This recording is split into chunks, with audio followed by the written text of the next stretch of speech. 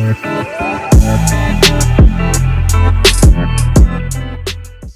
14. I'm still alive, I'm still here, still kicking. Every day I struggle to find the perfect angles because I'm using literally my phone and just boxes. So I piled up boxes, I stacked them up, and then I put my phone until I get a stand. I think after this lockdown, we're gonna continue hopefully with the channel. You know, never know, we might not. But hey, while we're still at it, still sharing. Yeah, day 14, still alive, still positive. Gratitude journals, they've keep me going, pushing out content, praying hard.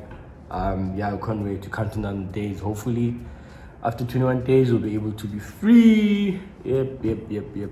So today's topic extends from yesterday's topic.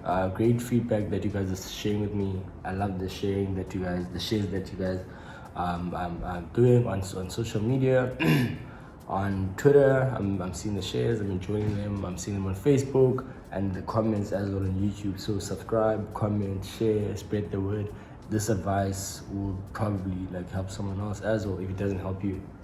So yesterday we got a question from Japanese asking us about branding as well as brand positioning. So we had great feedback about that topic. And today's one is extension of that. Ubusi, I have known her since primary school. She was a bit senior than me. So yeah, she's a bit older, but not that old, but get what I mean, like older, oldish.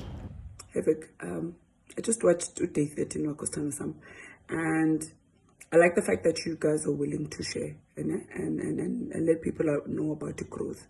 But I'd like for Wena today to just dwell a bit more on the disadvantages and the kind of the disappointments and a bit of disappointments that you faced in branding, because at times people have got this misconception of it's just a walk in the park.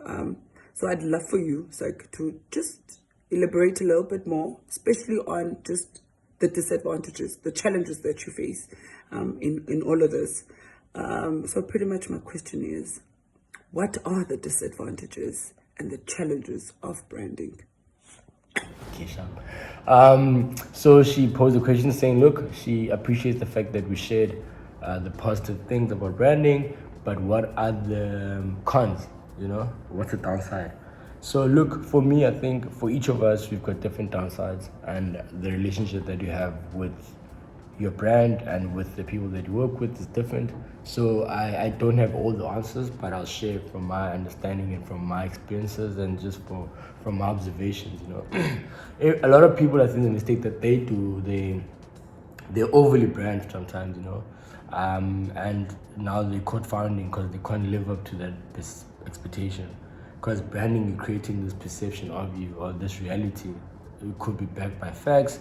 It could not be backed by facts, but hey, you're creating that perception, So a lot of then brands, as well as people, then obviously based on the perceived value, they form a relationship, and then because of that, they all excited in the beginning, and there's upside for everyone.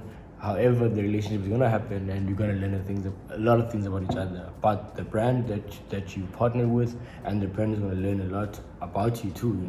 So I think for me, it's being sometimes restricted by sometimes the wrong choices or the wrong perception that you have about the brand. So you then align yourself to a brand, and I think everything then has an opportunity cost. That's why it's so critical before you jump and partner with brands. You need to understand what is your brand, what's your purpose, what's your plan. So whoever then you partner with then speaks to your vision for your brand so that it's sustainable. I think a lot of people then, obviously some of them see the check. We all have lifestyles to maintain, and then we jump for the check and we sign, and we undersell ourselves, or we commit to the wrong brand that then kills or hinders our progress even more. So for me, I'd say you do make bad decisions at times, but it's important when you make those decisions, try fix that, try communicate with the brands that you partner with.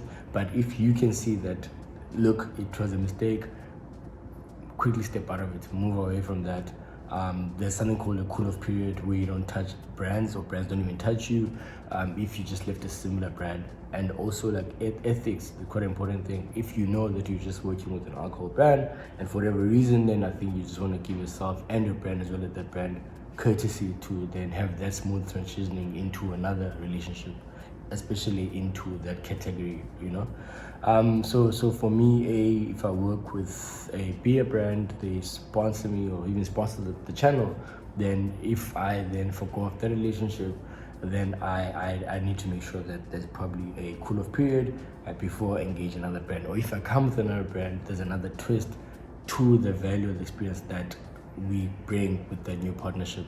So you need to just be aware in how you trade. You know, I think the most important thing for me is relationships. If you are a person of value, a person of substance, a person of great ethics, then you know it's important, outside of just the brand, the importance of managing relationships, because there are people behind these brands. But always make sure that you're honest to yourself, to your brand, and to your purpose. So you are gonna get frustrated at times. It's not easy peasy. It's not just money. It's relationships. So brands sometimes they can be schizo. One moment they want something purple, the next they want pink. So it's being patient as well, making them understand how you want to be communicated to, understand how they work as well as a business, understanding the entire business as well. Don't just think that, look, for me, I'm just focusing on social media, but let's understand what was the brand promise of this brand, so that whatever you do, you understand how everything else works in its entirety to offer the quality that the brand produces, so you can add more value just beyond your brief. I hope I answered you. It's a song.